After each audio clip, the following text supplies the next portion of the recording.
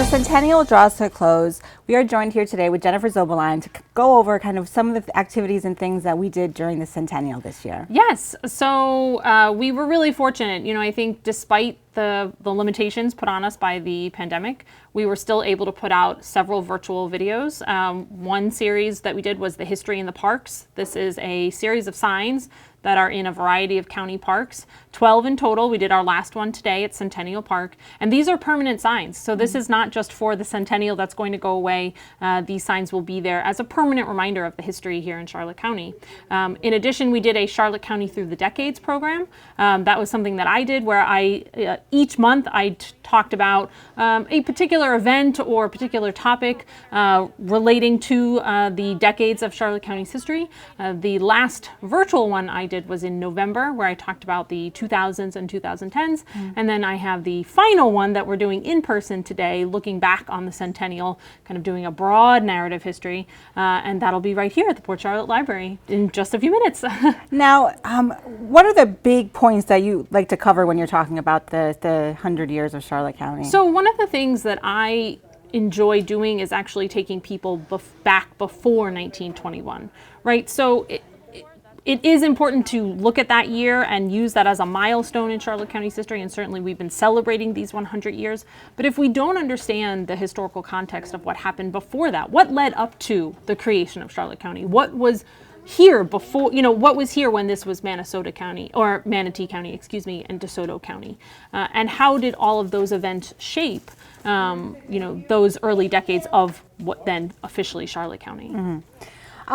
We have the Mosaic. I know there's this picture mosaic that's Yes. that is for the Centennial as well. Do you know, can we talk a little bit about that? Sure. So this is a way for people in the community to share images with the county. And I, you know, one of the things I think, this is kind of a popular thing, right? We see mosaics of different kinds, you know, both in public sector, private sector. We see this as kind of a popular theme.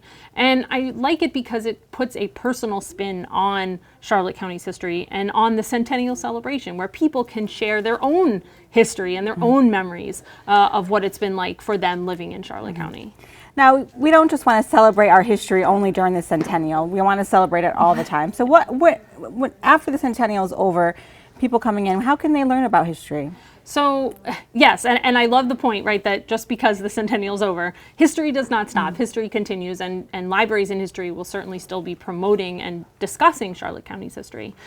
So we have our online resources, right? Most famously, or the one that I always push, is the online archives, which is available through the Libraries in History website, where we've got over 4,000 images that people can browse through. All of the virtual programming that we did in the last year and a half is all still online. That, you know, I don't want folks to think, oh, well, it was virtual then and now it's gone and I can't ever see it. It's still there and it will be there. We're keeping that content there. And then moving forward, you know, we have some new programming that we're planning to do. Both myself and our librarian archivist, Sam Alexander, are going to be doing Ask the Historian, Ask the Archivist, and we're going to just be informally at library locations, just there, and people can come ask questions and talk to us and learn more about who we are and what we do. So I'm really excited about getting back to in-person programming. I'm excited to get back to outreach as well, to where we're getting out into the community and engaging with people. So I think there's a lot of really exciting things to look forward to. Very good.